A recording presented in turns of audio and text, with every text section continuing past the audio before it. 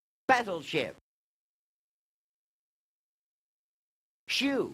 Battleship. Shoe. Battleship.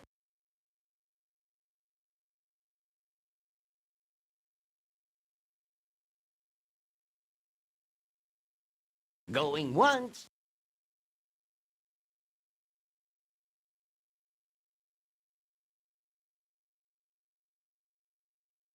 Going twice.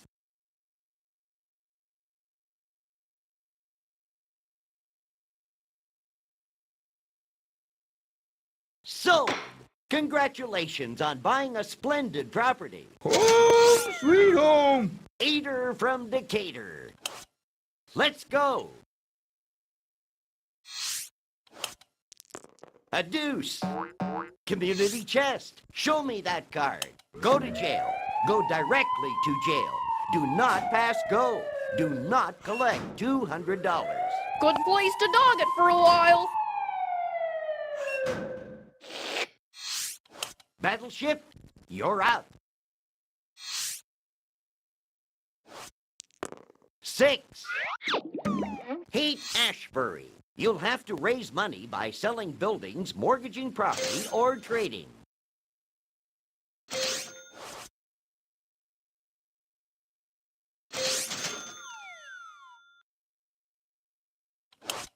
Top Hat, it's up to you. We got 5. Here's some easy money. Community chest. Let's look. Get out of jail free. This card may be kept until needed or sold.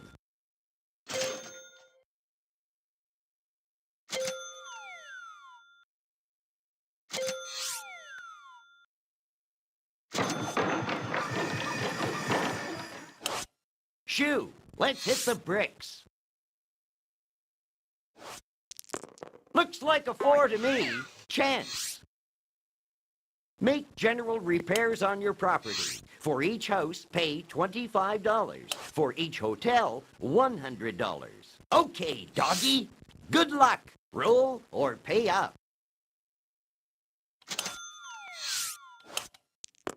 Eater from Decatur. Fisherman's Wharf. Battleship, you're out.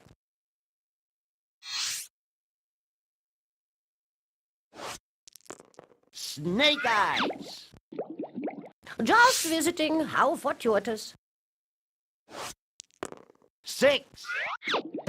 Chinatown. I own this? Oh, why? Of course I do, yes. Let's have another go at it, shall we? 9er. Golden Gate Bridge. I guess I can afford that. Okay, Shoe, roll those dice. Snake Eyes. Back in my day, this would buy you a good meal.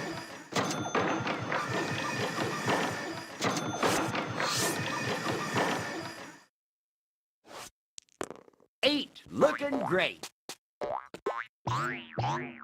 Community chest. What'll it be? Pay out or be paid?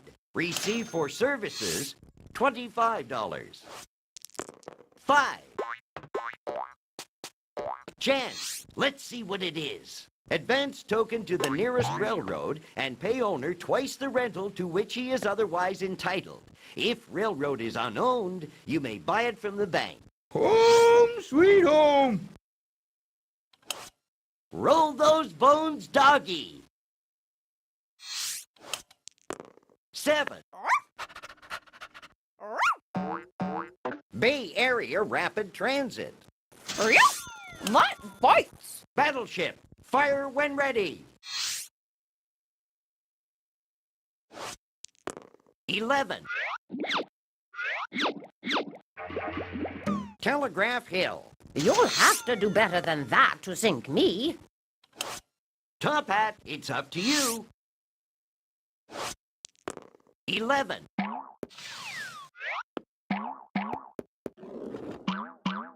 Chance, you feeling lucky? Take a walk on the boardwalk. Advance token to boardwalk. Seacliff. Shoo, let's hit the bricks. 7. St. Francis Wood. Boo for the shoe. Your turn, doggy. Looks like 7 to me. St. Francis Wood. That's the door slam on the old tail. Toss those cubes, Battleship. 9er. Chance, let's see what it is. Get out of jail free. This card may be kept until needed or sold. Top Hat, roll and good luck. 9er, here's your salary again, just for passing go. Hate Ashbury. Don't I own this? Ah, of course I do. Yes!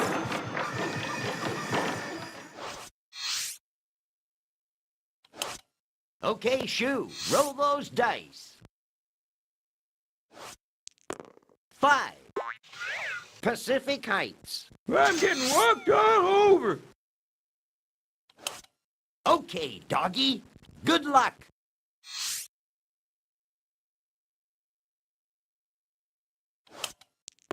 8. Around the board again. Here's your $200. You have the dice, Battleship. Looks like 7 to me. Back so soon? Here's your $200. You'll have to do better than that to sink me. You've got control of the dice, Top Hat. Lucky 7.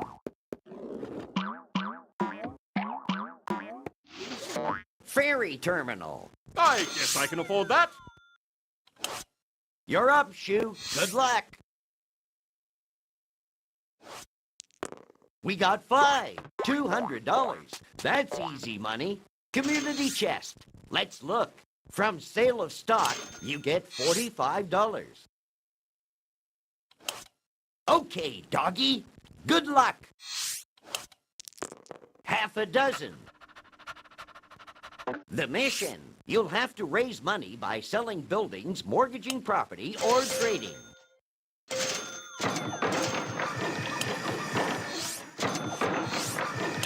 You have the dice, Battleship.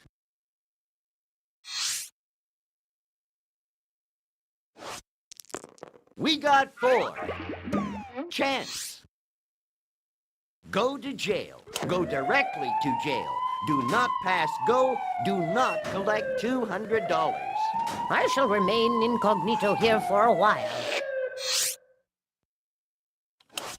Top Hat, it's up to you. Looks like a 4 to me. North Beach. Don't I own this? Ah, of course I do. Yes! Let's go. 5. Chance. Take a ride on the Reading. If you pass go, collect $200. Back so soon? Here's your $200. Used to ride the rails in the 90s. The 1890s. Who's going to start us off? Shoo. Battleship. Shoo. Battleship. Shoo. Battleship. Dog. Battle dog. Battle dog. Top Hat. Battleship. Shoo. Battleship. Shoo. Top Hat. Shoo. Battleship. Top Hat. Battleship.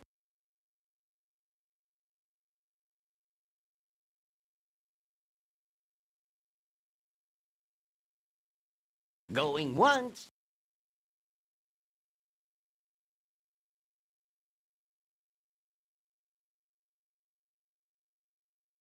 Going twice.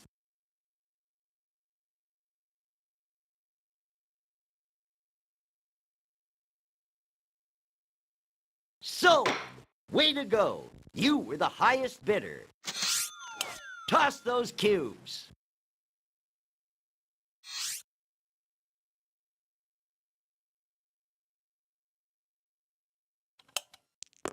Both hands, 10.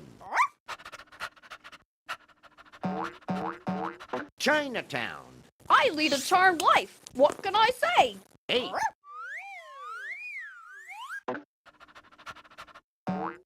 Van Ness Avenue. I lead a charmed life. What can I say? We got 5. The Marina. Smells like home to me. Toss those cubes, Battleship.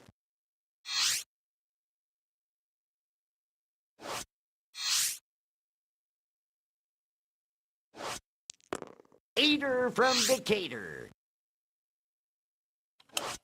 Top Hat, roll and good luck. 8. Let's see where that takes us. Telegraph Hill. Well, it won't cost me anyhow. Shoe. Let's hit the bricks. 3. Haight Ashbury. Hotel? I should have gone to the YMCA. You'll have to raise money by selling buildings, mortgaging property, or trading.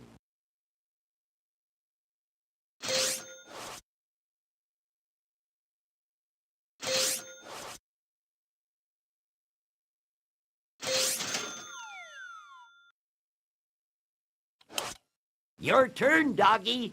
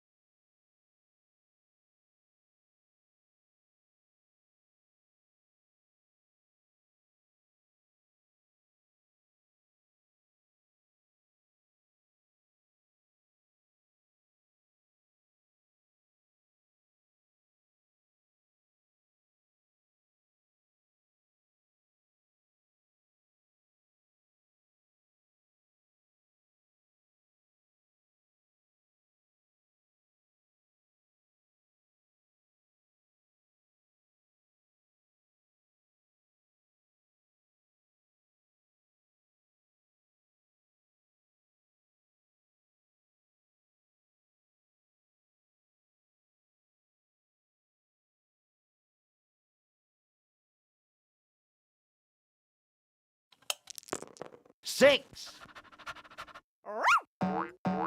San Francisco International Airport. Smells like home to me. Battleship, you're up.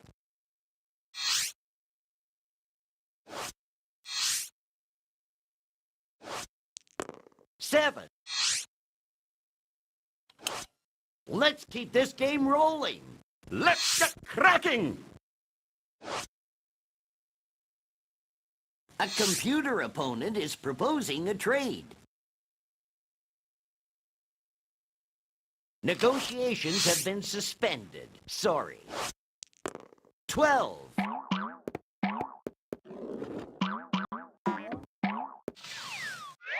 Seacliff. I guess I can afford that. Niner. Money for nothing. Here you go. $200. Haight Ashbury. Don't I own this? Of course I do. Yes! You're up, Shoe. Good luck. Looks like a 4 to me. Electric Company. Back in my day, this would buy you a good meal. It's over to you, dog.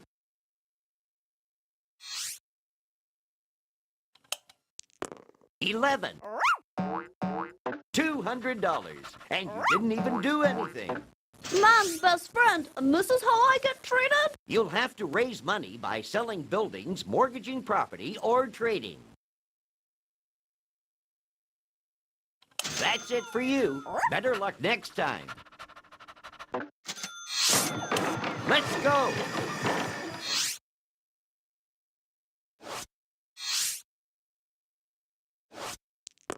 $7.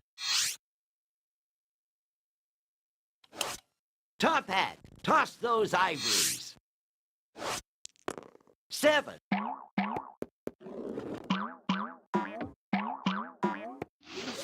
Ferry Terminal. Don't I own this? Of course I do. Yes! Okay, Shoe, roll those dice. Ace, deuce, 3. That's one there. Battleship, you're out.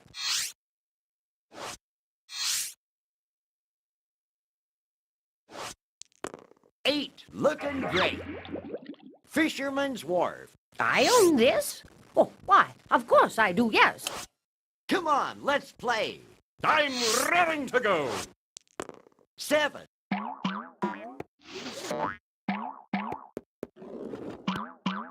Chance, you feeling lucky?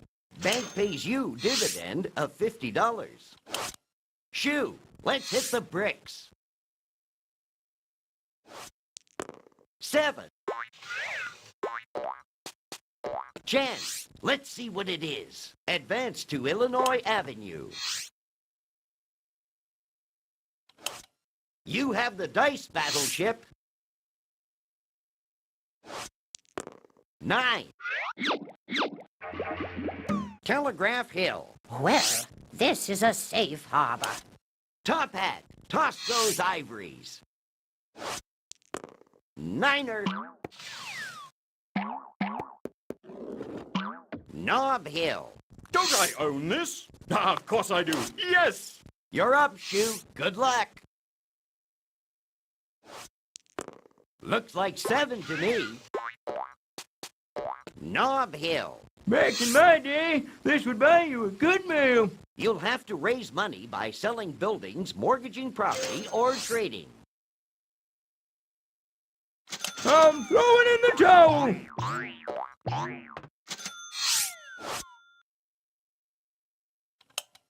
Toss those cubes, Battleship. We got 4. Nob Hill. That takes the wind out of my sails. You'll have to raise money by selling buildings, mortgaging property, or trading.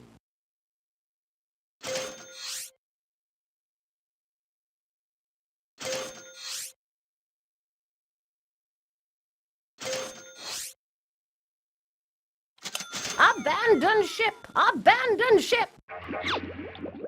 It's all over! We have a champion!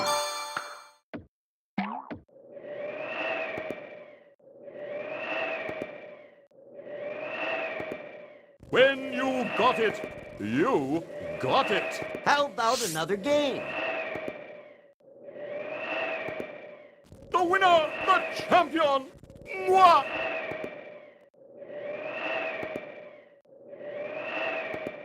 Well done, if I do say so myself.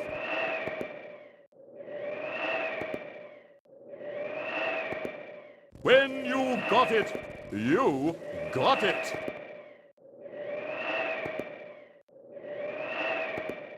Hooray for me!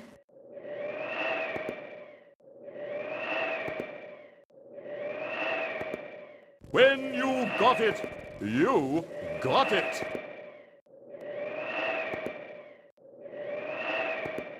Well, bully for me! I win!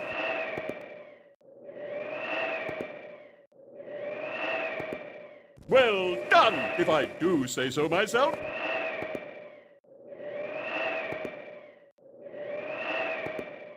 All right, I win!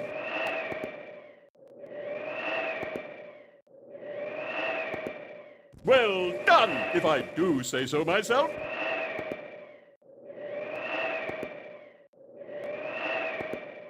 The winner, the champion, moi!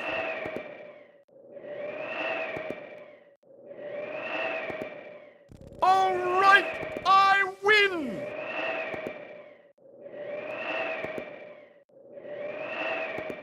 Well, bully for me, I win!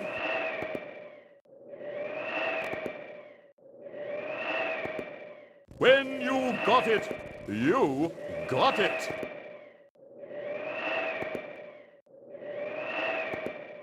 The winner, the champion, moi!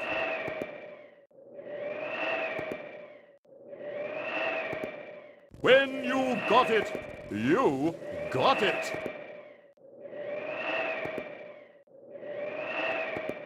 Well, bully for me, I win!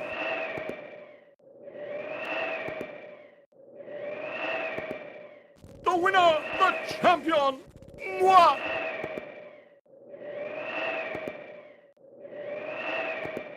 Hooray for me!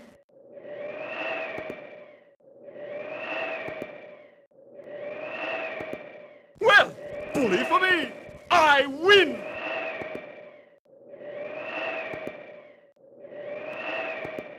Well done, if I do say so myself.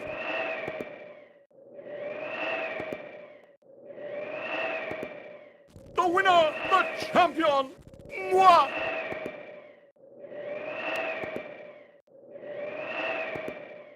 All right, I win!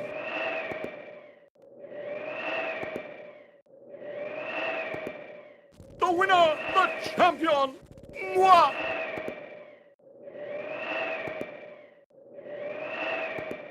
Well done, if I do say so myself.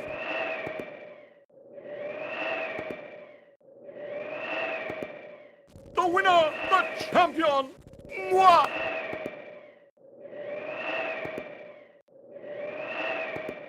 Hooray for me!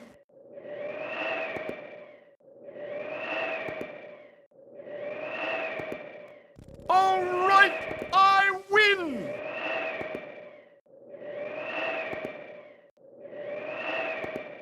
Well done, if I do say so myself.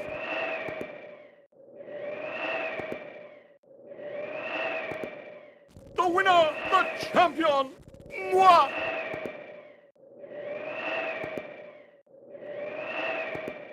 Hooray for me!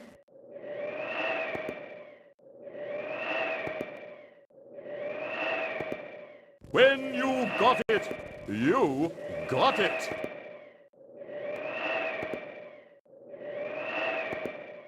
All right, I win!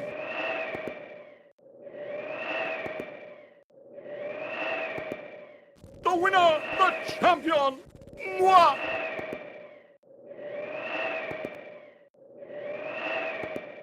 Hooray for me!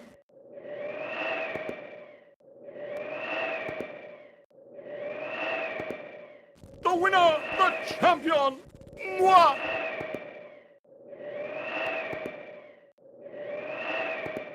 Well done, if I do say so myself.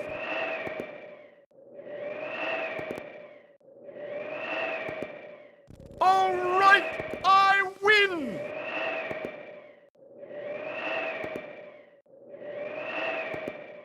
The winner, the champion, moi!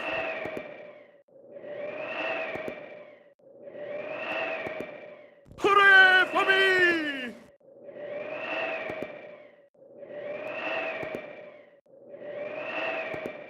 When you got it, you got it.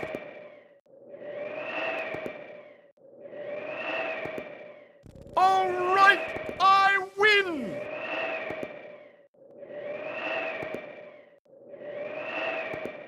Hooray for me!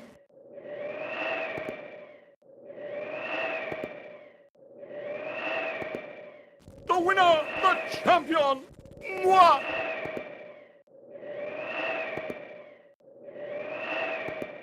Hooray for me!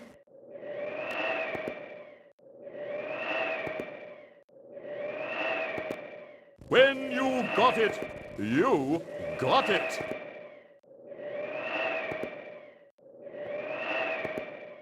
All right, I win!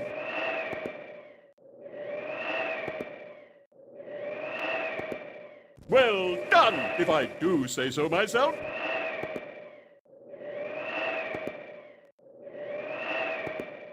The winner, the champion, moi!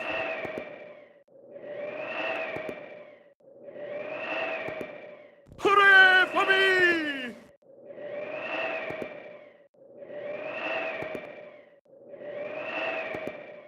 The winner, the champion, moi!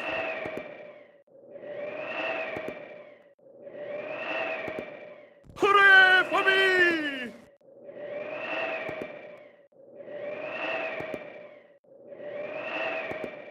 Well done, if I do say so myself.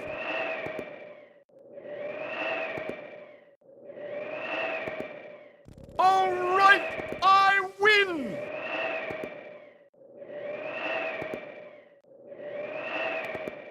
Hooray for me!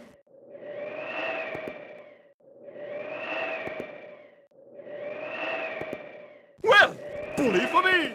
I win!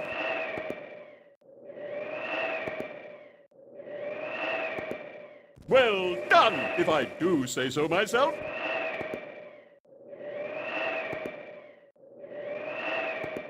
Well, bully for me! I win!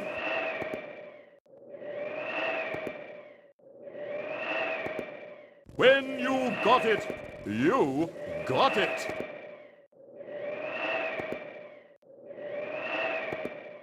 The winner, the champion, moi!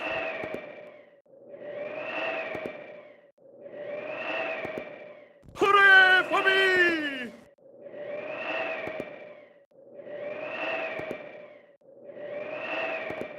Well done, if I do say so myself.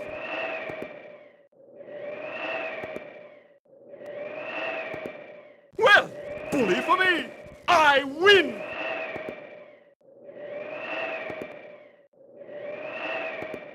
When you got it, you got it.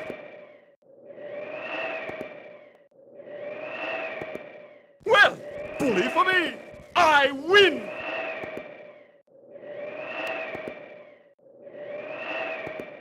Well done, if I do say so myself.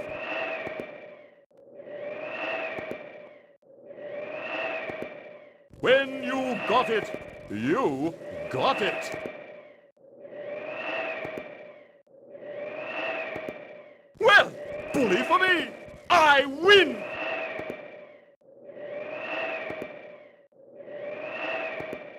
Well done, if I do say so myself.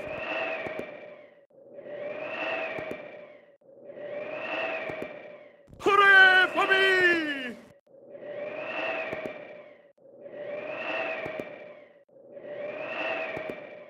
All right, I win!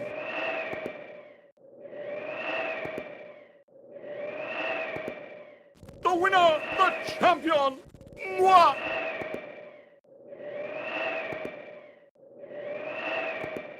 Hooray for me!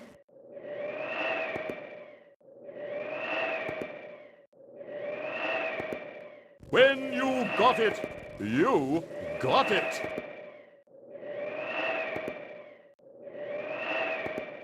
Well done, if I do say so myself.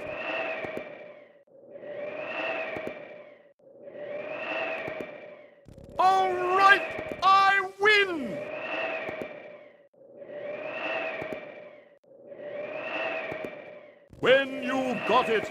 You got it!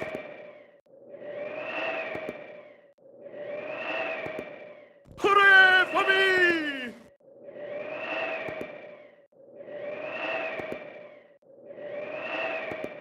Well, bully for me!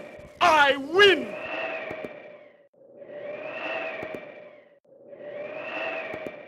Well done, if I do say so myself.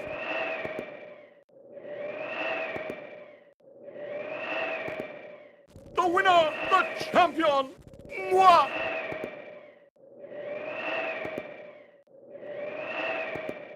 Hooray for me!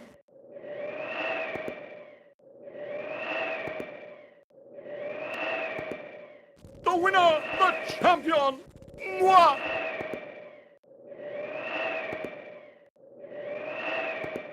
Well done, if I do say so myself.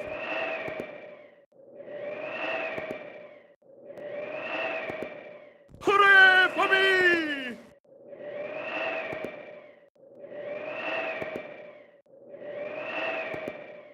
All right, I win!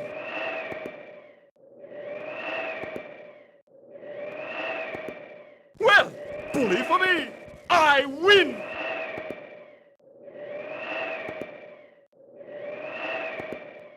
All right, I win!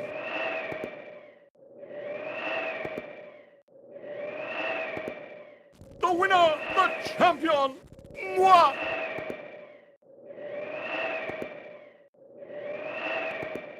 Hooray for me!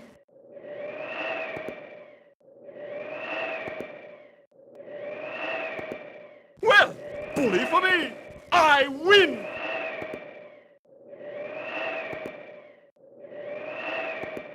Well done, if I do say so myself.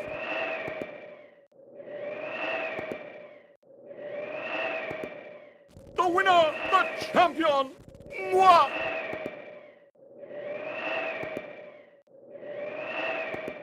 Well, bully for me! I win! Oh my goodness. Wow, the game went so quick. In fact, I was still watching Jeopardy. Downstairs. I didn't even see that the game was already over. Alright. Well, I guess that's that then. So, well, the question is, now what? Now what do we do? Well, I don't really know. We could just do some more test runs with that unknown currency thing. Or something.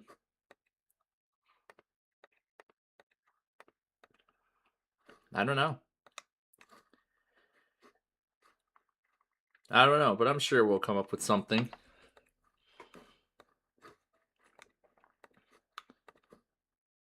Oh yeah, that thing we were messing around with earlier. Why don't we get back to that? I think that's a good idea. We can just switch it over, and then I can just change it over to Edge later. Oh, this one's already... Unknown currency. Yeah, why don't we get back to that? I mean, that's something we've been waiting to do. Oh, there's all those... Oh, gosh. The Yu-Gi-Oh! Sound effects.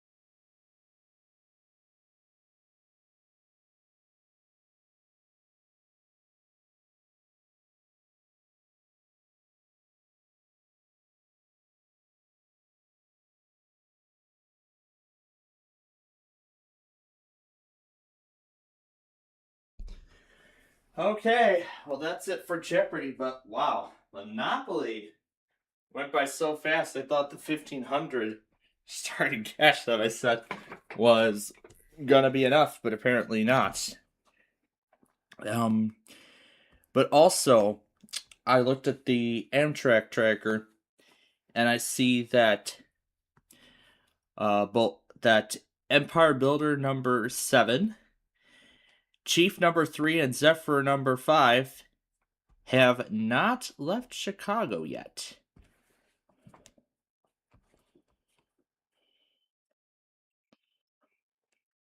They all have not yet left Chicago.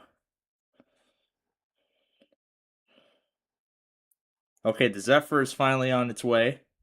7 has not departed yet. 3 is not yet departed. Alright. So they finally sent the Zephyr on its way. That's going to be a little while before we get to see it arrive in Mendota. It's usually another hour or so before it does.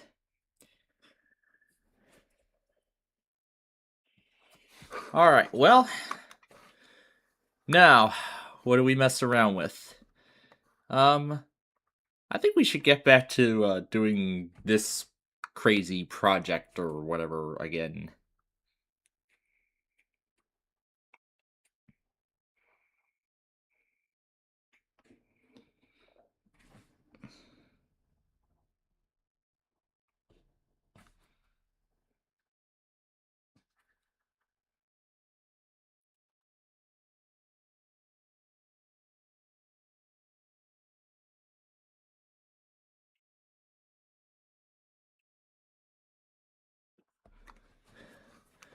Well, let's see here. We're gonna try. Oh, everything was not saved as to where it was before. Oh, yep. Good thing I caught it. I don't want our viewers hearing it. All they just want to see is the playback. So we're gonna try this and Heart of the Cards together. Now we're really starting to get back to all this Yu-Gi-Oh stuff that I myself have been waiting to get back to for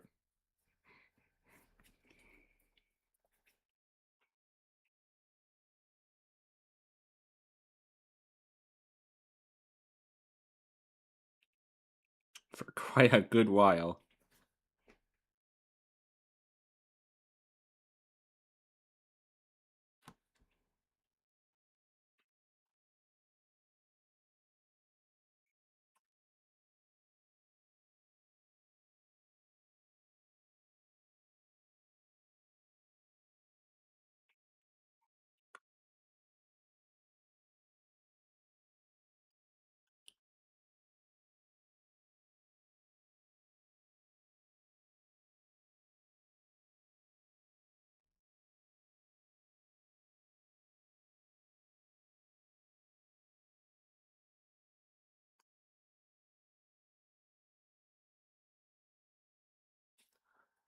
Exit 3 to Illinois Route 3.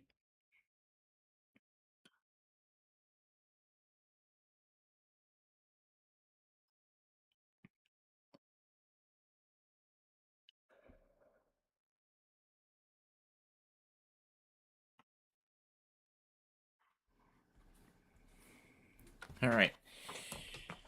Well, why don't we see how this sounds?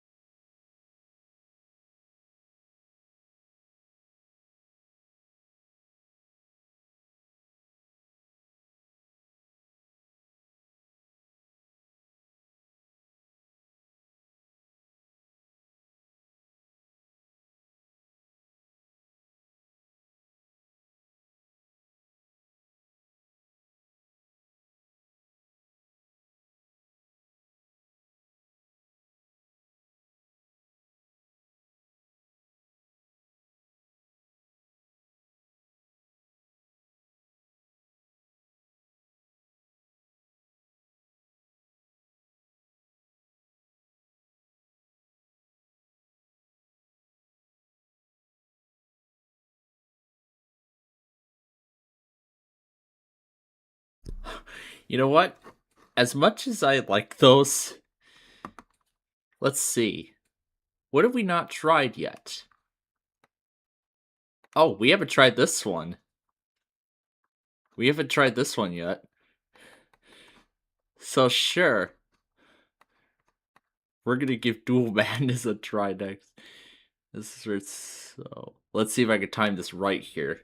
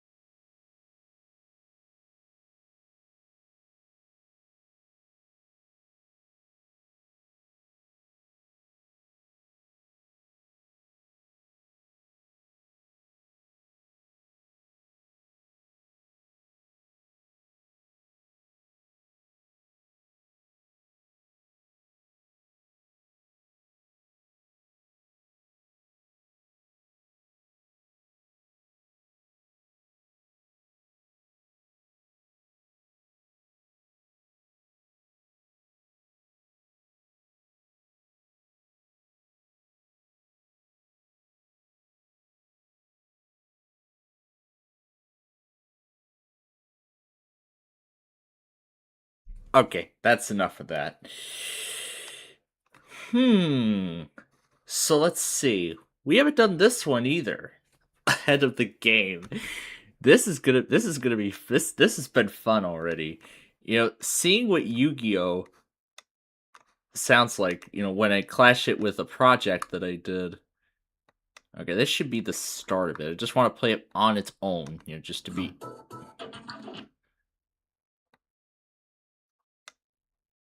Okay, here's the beginning of it. Get that. Here we go. All right, there we go. So, yeah, for those who don't remember this little project here of sorts, this is kind of taking me back a little bit to my high school years. Now, here's the story. Let's see. I think it was something to do with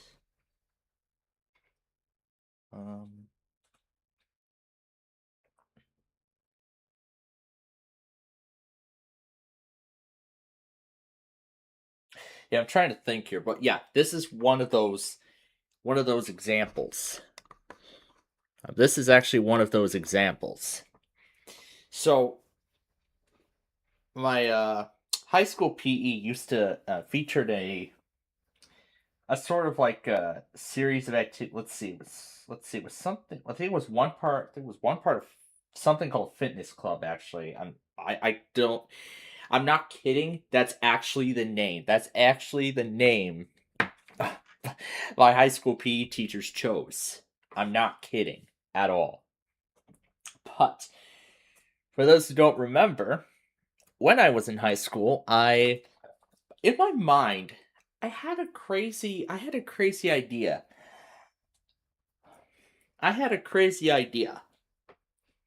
What if I had clashed? What if I clashed different songs with the Pacer Test or tried to replace the soundtrack that was used by them into my own? What if it was like that?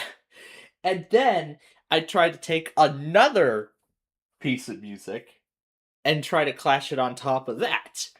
And that's what brought this whole endeavor into existence. That's really what brought this crazy endeavor of a project into existence to begin with. Well, I did have the actual Fitness Club version, but as you saw, the file is unfortunately corrupted, and I don't think there is any way I am going to be able to bring that file back in its original form.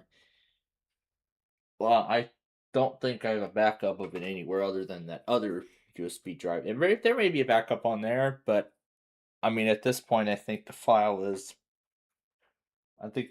pretty much corrupted beyond repair. So there's at this point, then there's no way of getting it back. But at least I was able to retrieve a sample from it. Well, not the exact one, but recreated it to the best of my ability. Maybe because I still have the audio recording from it or something. But regardless of that, this was another one of those concepts. The Pacer Test. Where just took the no music version, shortened it down, and just plastered a bunch of other songs on top of it. So this is the same thing we're trying to do here. So this is like a, I don't know, how do I say it? Like a hypothetical scenario, sort of. Say like redo the Pacer Test, and then this is the soundtrack the teachers end up using. I personally myself have my own soundtrack here. This I just plastered some different music on it, and then this is from the Yu-Gi-Oh soundtrack. So I was thinking, what would it be like if we ended up clashing these two elements together? Have one cancel another. And these are actually old versions, so maybe someday I can maybe remaster it with the more enhanced ones, but I mean, considering where I'm currently at, with all the tapings and everything, and, future jobs, everything like that, at this point, I don't think there is going to be a time for quite a while that I'm going to be able to do that again.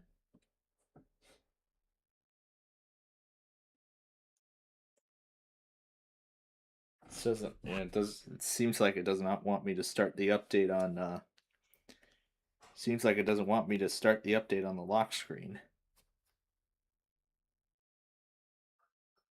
It really does not want me to start the update.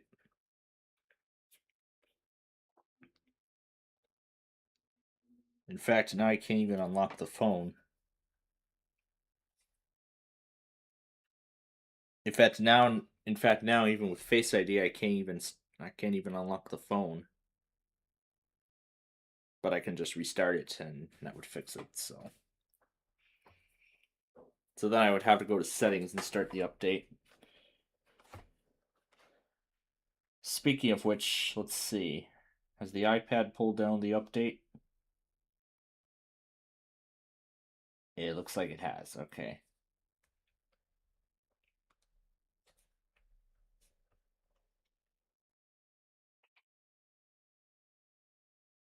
Okay. Alright, so then I'll probably just run the update later. So I'll go ahead and do it on my phone since I have enough time, so. Yeah, since I have enough time, I can go ahead and run the update now. Okay, there we go. And we're going to go ahead and start it. And there is enough power to run it, so let's do it. Okay. And away we go. Updating to 26.2.1 that Apple just released. Hopefully this will fix a lot more things with this version. So hopefully this will fix a lot more things. So. Anyway, let's start.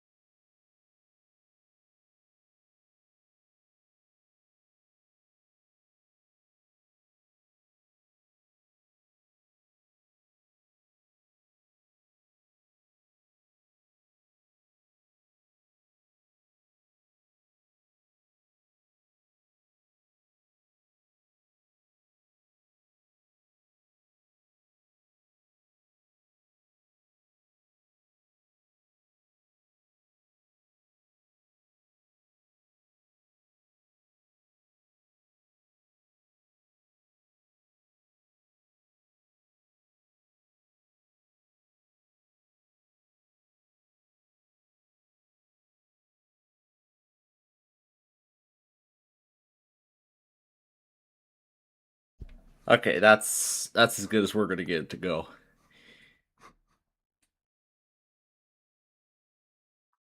Let's see. I think we got 2 more songs to try. Actually, 3. 4. Actually 4. Because, yeah, I got another one. Like this one. This one's another one of my favorites. Let's see how it sounds like this.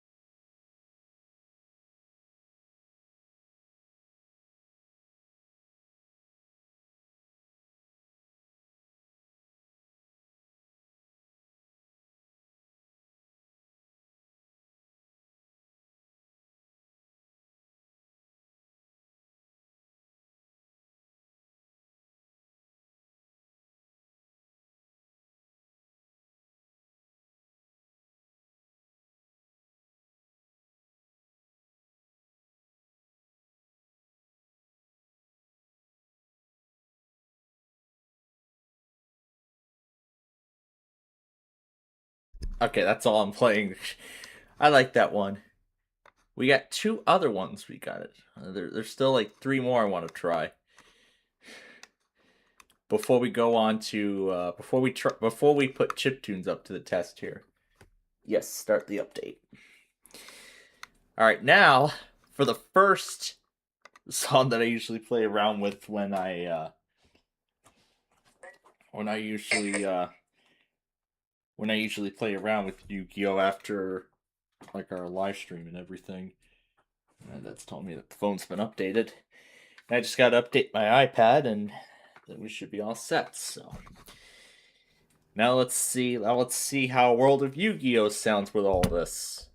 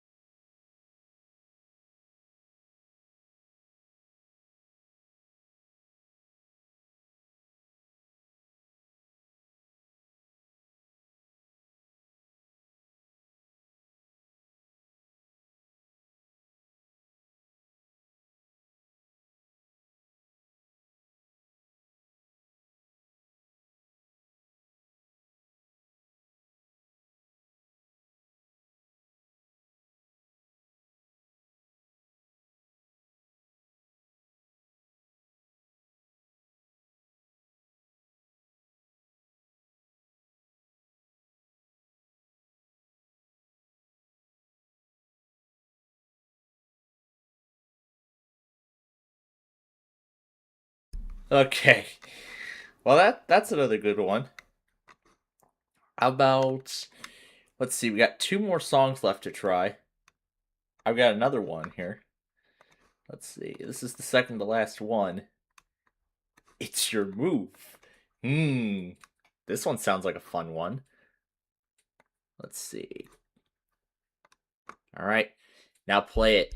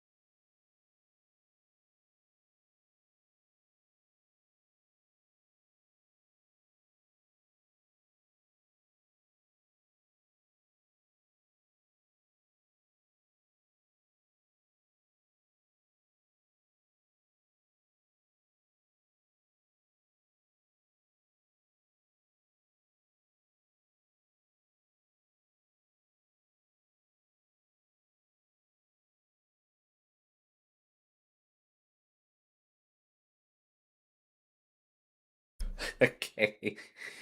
Okay, that sounds great. But I've got one final trick before we move on to the chiptunes. That's right. The very first thing you hear at the very start of the show. This is the extended version of the Yu-Gi-Oh! Theme song. It's not GX, it's not Arc 5, it's not 5Ds, it's not Zexal. You know what? That just gave me another idea. Let's also do GX and Zex. Let's do the other ones. Arc 5, GX, and Zexal along with this. Oh, this is gonna be fun. We got Zexal. Well, let's do the original one first. Go.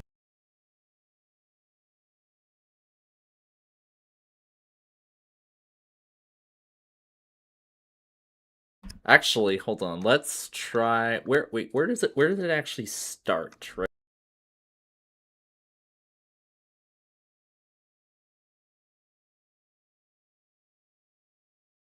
Okay, this is where it begins.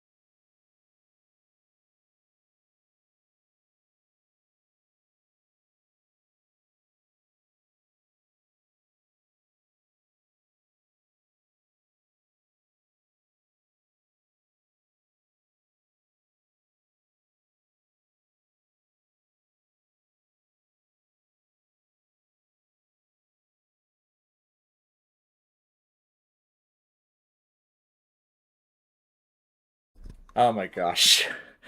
That is like that's like one of the greatest themes I've heard. Well, personally. Well, now it's time for the other franchises to take the spotlight. Next up, GX. And we're going to start it at a bit of a different spot. I hope I'm on the right spot, actually. We're not going to start at the beginning, because this theme song is obviously short. It's only like a minute. The theme song's only a minute long. So we're only going to start it... Wait, where are we at? Hold on, that's 7. This is 8. This is where we're supposed to... Alright, so rewind from the beginning. And go. Gee, that sounds terrible. Let's... Oh, and that's loud. Okay, let's try that again.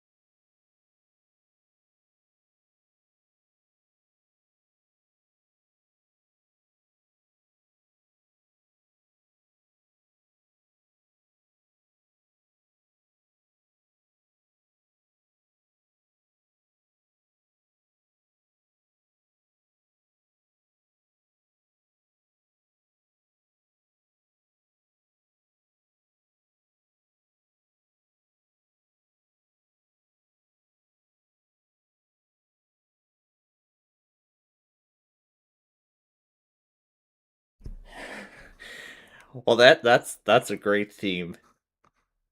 Now it's 5D's turn. Now it's 5D's turn. We're gonna start it at we're gonna start it at the max volume because, well, it's probably at a low volume, even though the Purist volume was up all the way because I recorded it with my Kato a few weeks ago. Let's see how it sounds like this.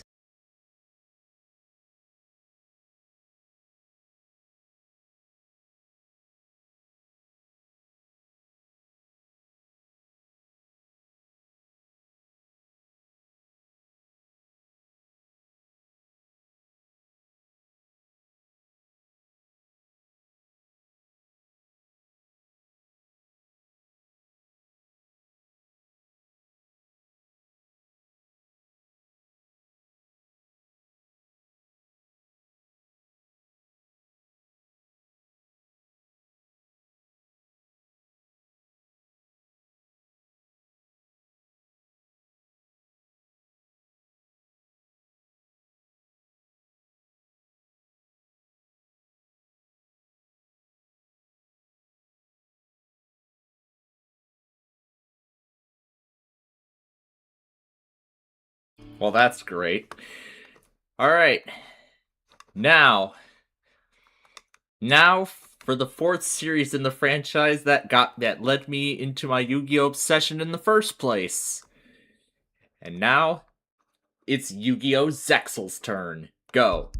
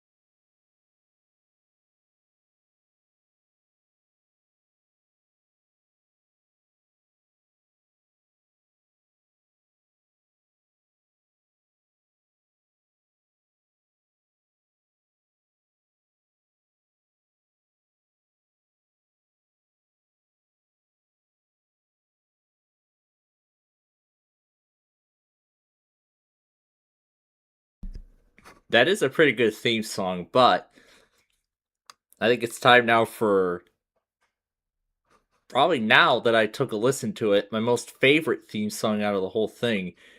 And this one's pretty short. It's actually still a minute, but regardless of that, let's rewind it all the way to the beginning. Alright. Now for the true last Yu-Gi-Oh! Thing. And now, Arc 5. And now for Arc 5.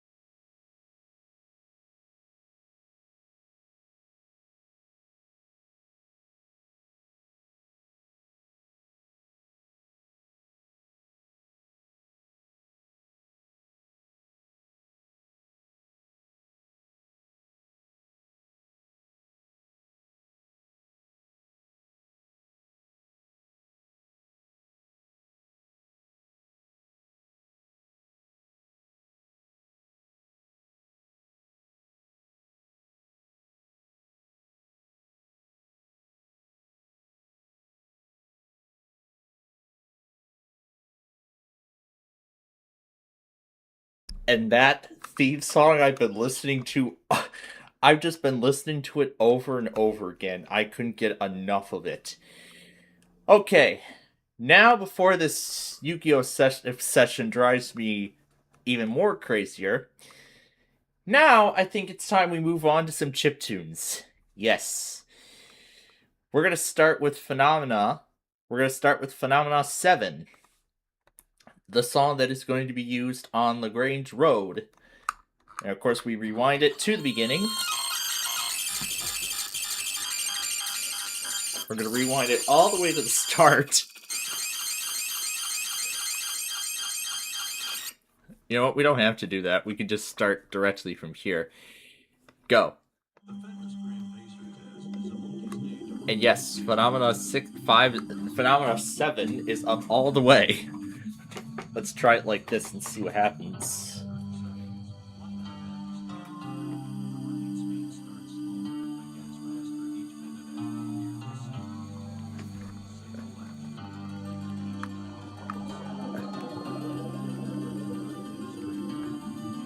And yes, I can keep the volume on for this one.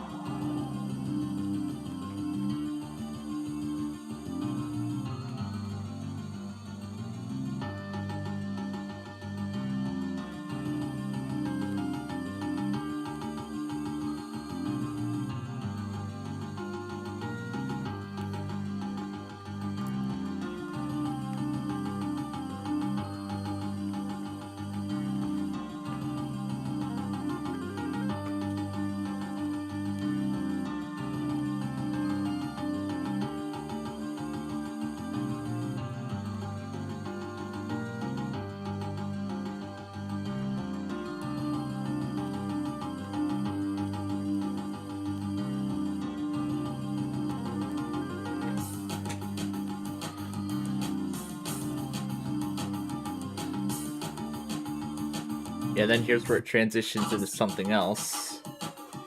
And when it goes silent, I'm gonna hit solo.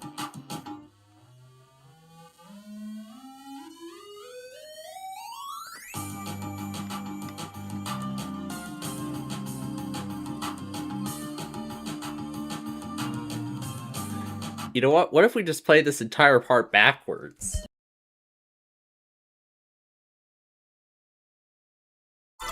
Alright, let's fast forward it to another favorite part of the song. It's towards the end, actually.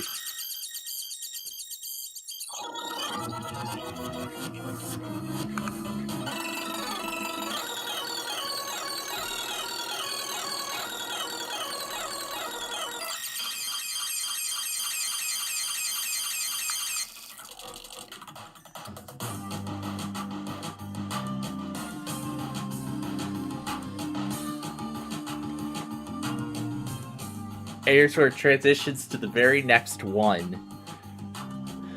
So it's that and Phenomena 7 all playing at the same time, with one having a higher volume than the other. Oh my goodness.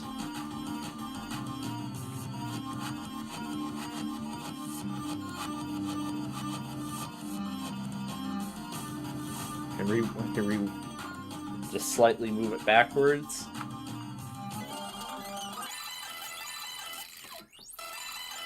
There's one more part. There's actually one more part of this that I like. Here we go, right here. Turn this down to 0. Turn that down to 0.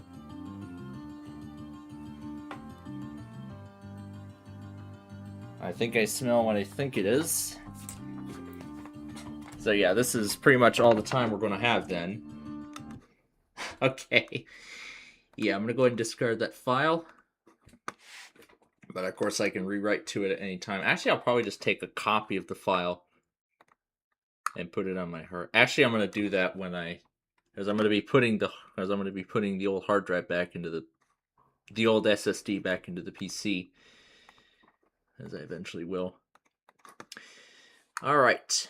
So, now, we are about ready to conclude the first part here.